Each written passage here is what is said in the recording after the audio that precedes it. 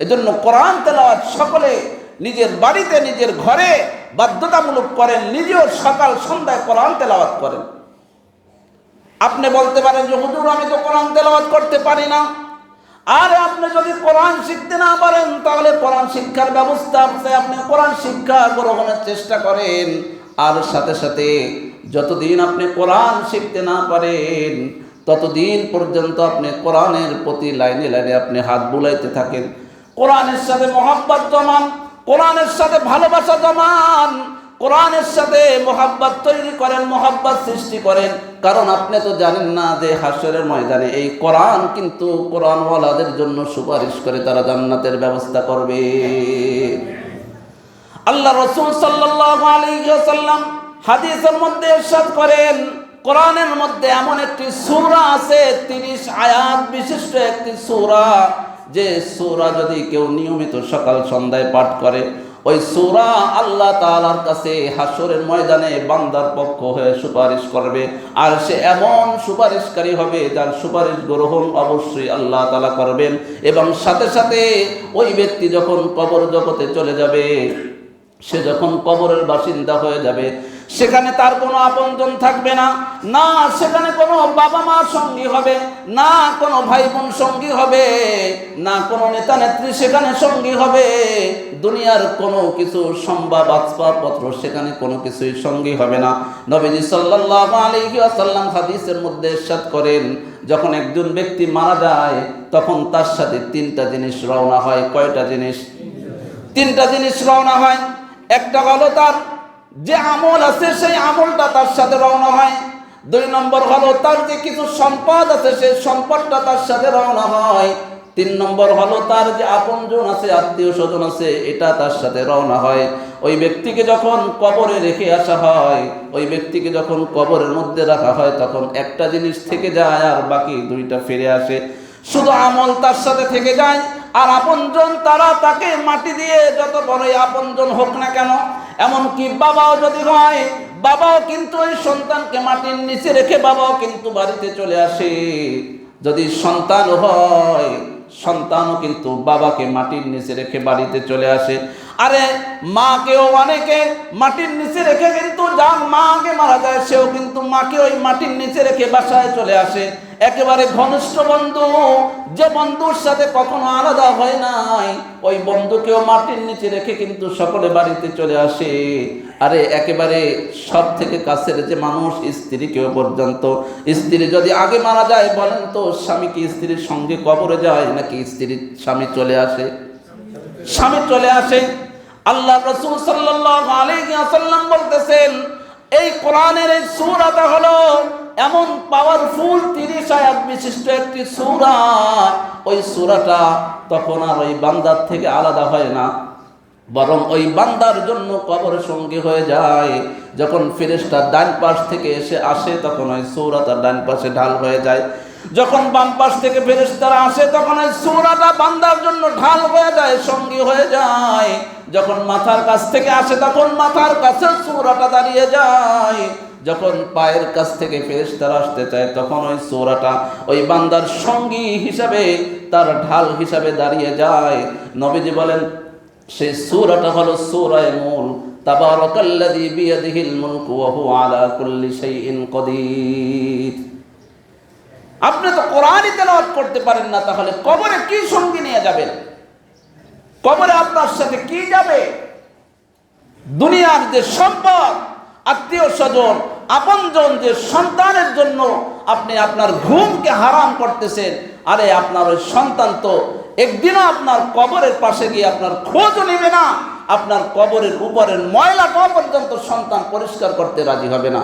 আপনার কবরটা ভেঙে গেলে সন্তানের সময় হবে না আপনার কবরটাকে আবার ঠিক করে দেওয়ার। এই সন্তানের জন্যই তো আপনি দুনিয়া দুনিয়া করতেছেন। আপনার সব আরাম আয়েশকে দুবাই দলে আপনি মাটির সাথে পিষে দিচ্ছেন। কিসের জন্য? ওই সন্তানের জন্য। আপনি কোরআন শিখতে পারেন না, কোরআন শিখতে আপনার মন চায় না, অসংখ্য অজস্র সময় আপনি অবহেলার মধ্যে, গল্প গুজবের মধ্যে কাটিয়ে দেন, কিন্তু কোরআন শিখতে চান না। কোরআন যদি আপনি শিখতে না চান, বলেন আপনার সঙ্গী কে হবে? কোরআনের কোরআনই তো সঙ্গী হবে। হাসরের ময়দানে কোরআনই আপনার জন্য সুপারিশ করবে। আপনার বাবা কিন্তু আপনার জন্য সুপারিশ করতে পারবে না।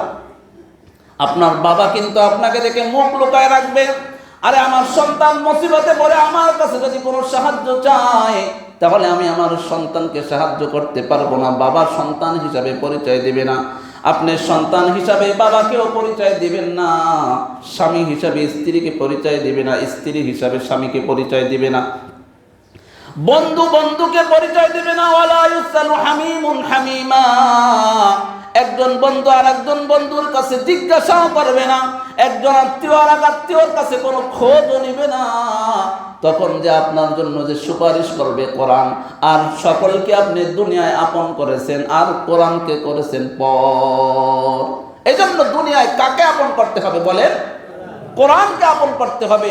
এজন্য কোরআন যারা পড়তে পারেন না, তারা কে কে কোরআন শিখতে রাজি আছেন? একটু হাত তোলেন তো। পাকাপুক্ত এই ওয়াদা কার সাথে করতেছে? আল্লাহর সাথে। কোরআন শিখতে হবে যে কোনো উপায়ে হোক, আপনার বাসা বাড়িতে হুজুর রেখে, না হোক মসজিদের ইমাম হোক বা মুয়াজ্জিন হোক বা খাদেমের মাধ্যমে কোরআন শিখতেই হবে। কোরআন শেখা ছাড়া বিকল্প কোনো ব্যবস্থা।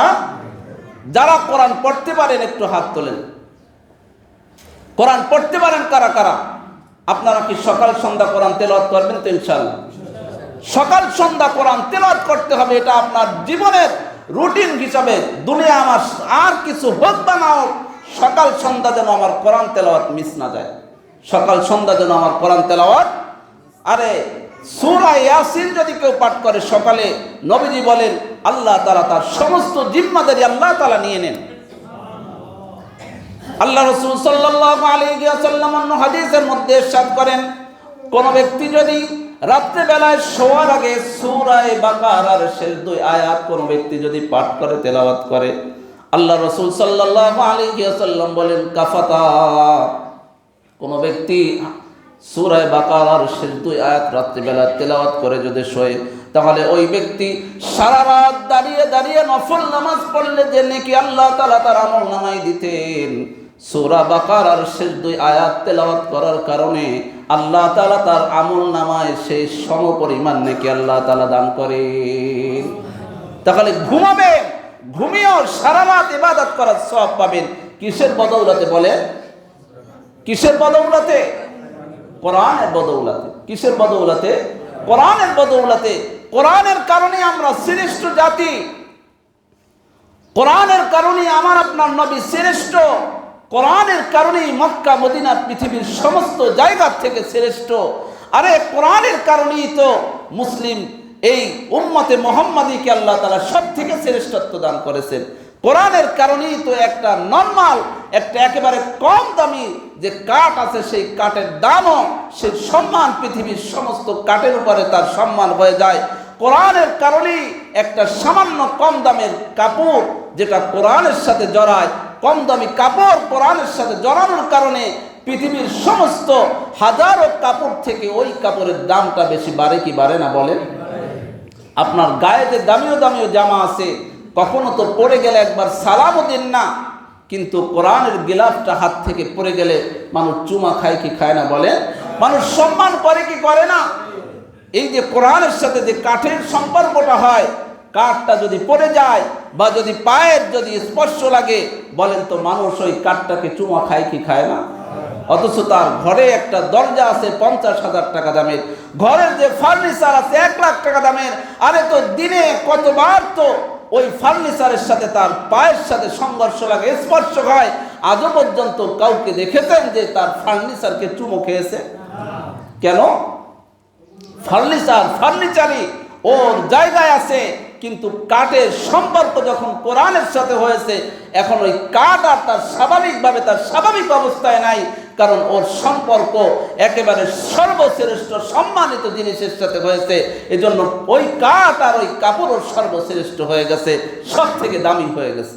এজন্য আল্লাহ তাআলা আমাকে এবং আপনাদের সকলকে সকাল সন্ধ্যা যারা কোরআন তেলাওয়াত করতে পারি, আমরা যেন সকলে সকাল সন্ধ্যা কোরআন তেলাওয়াত করার তৌফিক আল্লাহ তাআলা আমাদেরকে দান করুক।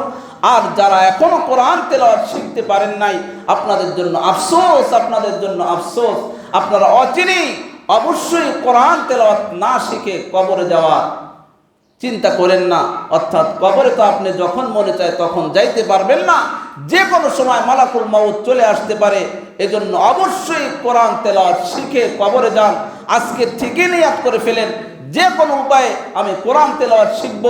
আর সাথে সাথে ঘরে স্ত্রীদেরকে, বোনদেরকে, মাদেরকেও একেবারে বাধ্যতামূলক রুটিন করে দেন যে সকাল সন্ধ্যা যদি কোরআন তেলাওয়াত না হয়, তাহলে এই সকাল সন্ধ্যা কোরআন তেলাওয়াত না হইলে এই ঘরে আর চুলায় আর আগুন জ্বলবে না, আর কিছু রান্না হবে না।